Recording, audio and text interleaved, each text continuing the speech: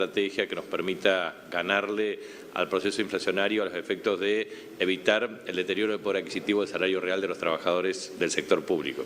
En ese contexto, tomado a valores del año diciembre del año 2019, efectivamente la remuneración promedio del sector público se incrementó un 25% en términos reales. Eso significa una estrategia que tiene que ver con la asignación de recursos por parte del sector público. Por un lado, que la masa salarial del sector público sea compatible con la sostenibilidad fiscal. Segundo, que el resultado fiscal sea positivo y obviamente garantice el pago en tiempo y en forma de las obligaciones, tanto de activos como del sector pasivo. Y en tercer lugar, que efectivamente eso se traduzca en políticas de incentivos para el sector público.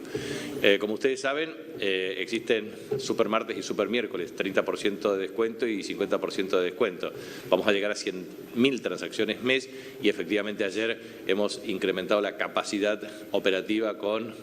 otras instituciones bancarias y tarjetas con el objetivo de expandir este beneficio que implica un costo fiscal equivalente a 1.200 millones de pesos para la provincia. Sucesivamente hemos tenido, por ejemplo, que la pauta general de marzo, hicimos adelantos en mayo respecto a junio y así sucesivamente en septiembre respecto a julio,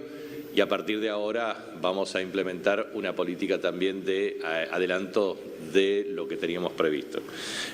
También ayer hemos logrado un anuncio muy importante por parte del Estado Nacional respecto al tema de las tarifas de carácter energético. Todos los gobernadores del Norte Grande, desde el 11 de diciembre del año 2020, veníamos reclamando una tarifa energética diferencial. A partir de ahora se aplicará un subsidio energético de carácter diferencial de consumos de 400 kilovoltios hora mes a 550 kilovoltios horas mes para nuestra zona. Eso es muy importante porque implica expandir la capacidad de financiamiento del subsidio para las familias chaqueñas, un gran logro de carácter colectivo de los gobernadores del Norte Grande argentino. Y por supuesto nosotros tenemos un gran proceso de asignación de recursos, casi 1.700 millones de pesos en materia de subsidio de transporte público de pasajeros, que está en un proceso de finalización del estudio para una licitación en el transporte interurbano con renovación integral de flota, reducción de costos operativos de mantenimiento, mejoramiento de la calidad de servicios y desarrollo de infraestructura con tarjeta SUBE para direccionar adecuadamente los atributos sociales en materia de subsidio explícito para cada uno de los usuarios. De manera que subsidiamos consumo de agua y cloacas, consumo de energía, consumo de transporte a usuarios y a su vez una política salarial que pretende sostener el poder adquisitivo del salario, que implica una recomposición del 25% a diciembre del año 2019. Y como si esto fuera poco, efectivamente también tenemos un volumen de transacciones vinculadas a descuentos en materia de mercancías y también de farmacias. O sea, estamos trabajando, vuelvo a insistir, en una estrategia que nos permita incluir una política de ingresos que es omnicomprensiva de gastos y ingresos vía salarios. O sea, no solamente nos fijamos en el salario, sino también en el gasto de las familias. Por dicho esto, lo que nosotros vamos a plantear ahora es, primero, para el mes de agosto, un bono de 12.000 pesos que implica el otorgamiento para todos los trabajadores y trabajadoras del Poder Ejecutivo, Legislativo y Judicial, cuyos sueldos brutos sean inferiores a 185.000 pesos. Vuelvo a insistir, 12.000 pesos de bono para salarios inferiores de 185.000 pesos para todos los poderes del Estado. Esto también incluye a jubilados y pensionados, es decir, activos, pasivos, los tres poderes del Estado, hasta 185.000 pesos, 12.000 pesos el bono. En ese sentido, el parámetro de 185.000 pesos como límite máximo incluye el 85% de los trabajadores incluidos, lo cual implica una inversión estimada de cerca de 1.600 millones de pesos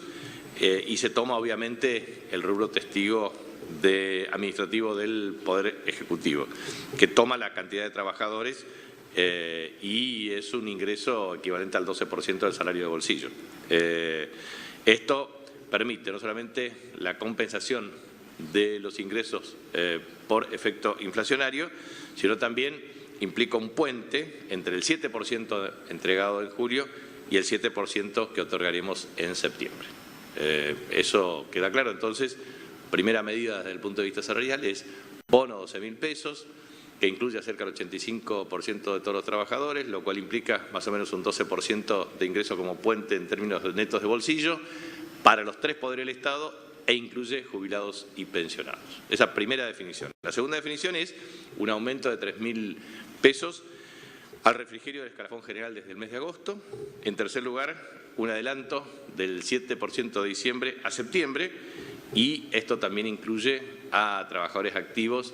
y haberes jubilatorios, es decir, pasivos en el ámbito del Poder Ejecutivo, y obviamente excluye a las empresas del sector público porque tienen estas unas modalidades de convenio colectivo de trabajo absolutamente diferentes.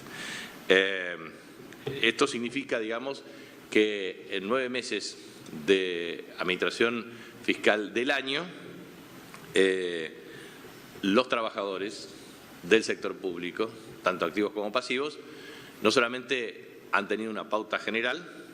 sino también acuerdos sectoriales con el objeto de garantizar que efectivamente el salario no pierda frente a la inflación.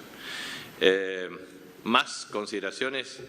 lo va a hacer el ministro de Economía, Planificación e Infraestructura de la provincia, Santiago Pérez Pons,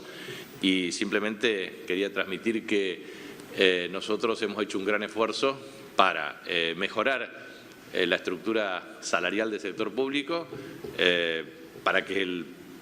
los trabajadores del sector público tengan una recomposición respecto al salario real tomado diciembre del año 2019, y que efectivamente una recuperación de este volumen en salario promedio es muy significativo y es un gran esfuerzo de carácter fiscal. Esto también incluye docentes, por supuesto, y eso también ellos tienen cláusulas específicas desde el punto de vista del acuerdo salarial. Por último, quiero simplemente remarcar que ayer he tenido la posibilidad de suscribir un convenio con el presidente de YPF, empresa estatal con capital accionario estatal mayoritario, donde hemos suscrito el tema de YPF Ruta. Eso es muy importante porque a partir de ahora todos los vehículos y motovehículos del sector público provincial, sobre todo ambulancias, patrulleros, etcétera, tendrá una tarjeta de YPF Ruta. Por lo tanto, tiene trazabilidad desde el punto de vista de kilómetros, de GPS respecto a desplazamiento, respecto a la rendición automática con pago de fecha efectivamente en el día que carga, y a su vez porque eso tiene una rendición de carácter automático. Logra ahorro en el tema de combustible, evita otras transacciones secundarias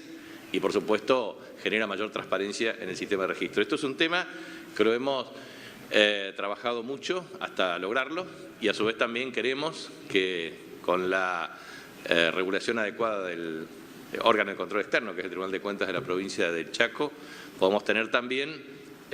un uso de tarjeta corporativa para la administración de los fondos fijos, es decir, lo que se denomina cajas chicas para gastos menores, pero después para insumos, medicamentos, etcétera, para tener trazabilidad en cada una de las asignaciones, imputación